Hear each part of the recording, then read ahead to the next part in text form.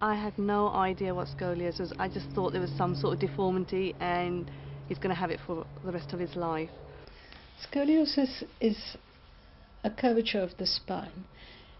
It occurs in three planes. There's a sideways bending of the spine. There's a hollowing of what is normal gentle rounding of the upper part of the back. And there is a twisting, a rotation. And the rotation is always towards this curvature of the spine, the convexity. We'd never heard of scoliosis ever. Didn't know anything about it really. When we came to the hospital they did give us some leaflets which we read, and we were devastated, to be honest. Because it was a difficult problem, we tended to delay decisions. Let's wait and watch, and let's wait and watch. And all the time the curves got larger. So when I started looking at infantile scoliosis, the interest really began, because if you looked backwards in time to the very beginning of infantile scoliosis, it became clear that they started off as very small curves, which we could really think about tackling at that age. And so I did some research work on infantile scoliosis and discovered a method by X-rays of telling which curve would progress rapidly and which curve, left to its own, would do just the opposite, correct itself without anybody's help.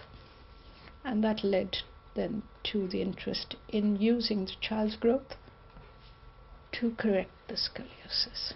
There is a spectrum of children who develop the scoliosis, from the healthy, robust child whose curve will spring back to normality without our help or with very minimal help, to the progressive ones who need help and can be cured early, to children who have syndromes. In the infantile, boys are more often affected than girls, but to about 1.6 or 7 to 1. And the curves are usually seen more on the left side than the right. In the adolescent group, it's girls about 6 times more common than boys. And the curves are usually right-sided. We don't know why. It's caused by many problems, such as neuromuscular disease pulling more to one side than the other, or it can be as a result of congenital malformation of the bones of the spine.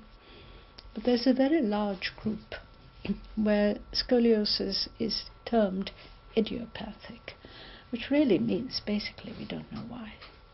It is seen in times of rapid growth, and it increases during those 2 periods of rapid growth in a child's life, the first 2 years and at adolescence.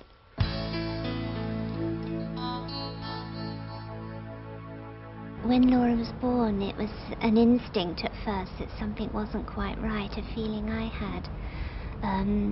Nothing was visibly seen, and she passed the baby tests at the hospital.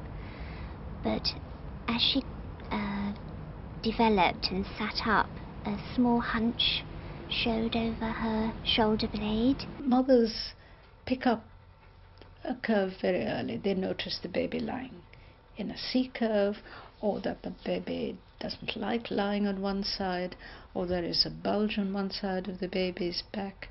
And that bulge is frequently found when bathing the baby or after a feed, rubbing the hand across the baby's back. When I gave Deepak a bath, there was a hump at the back, and I knew there was something wrong. I wouldn't tell anyone. And when I took him to the doctors, it was the doctors who said that there's a slight problem. I think you get a feeling when something's wrong with your baby. It's especially hard with the first baby, because you haven't got that inner confidence to say. You begin to think you're just another neurotic mother. or father, whoever notices it, but just to keep on and push to be seen by someone. When you set him up, when he was so little, set him up, he would fall to one side, the side where the curve is on his spine.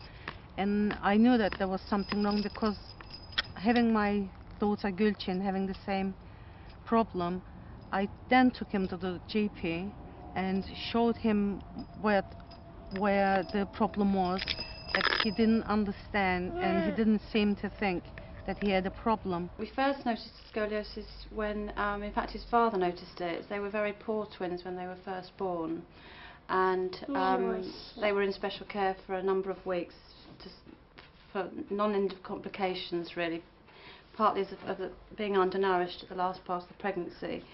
And the last thing, when they were in the special care units, he also had a torticollis, which is where his neck was curved and onto his shoulder. So once we started to correct his neck, then we noticed that his back wasn't straight and correcting either. Early detection is not a problem, but early action is a problem. And this is where one needs to emphasize that by early intervention of a progressive curve, we have the opportunity of curing a scoliosis.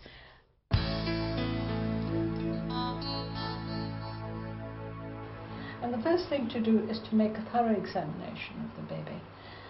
And I cannot overemphasize how important it is nappy off, because a nappy hides the lower half of the baby's back, and we miss important signs of early scoliosis, such as in this boy, who sits heavily on the left buttock.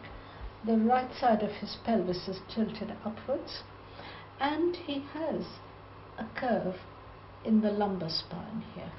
Here is another baby who sits, as you see, heavily on his right buttock. From in front, you can see even better that he takes more weight on his right, on the right side of his body. Here is the curvature of his spine, and here are the flank creases. Examine also babies lying tummy on their tummy, face down. And here is a different baby with again a small curve, flank creases here.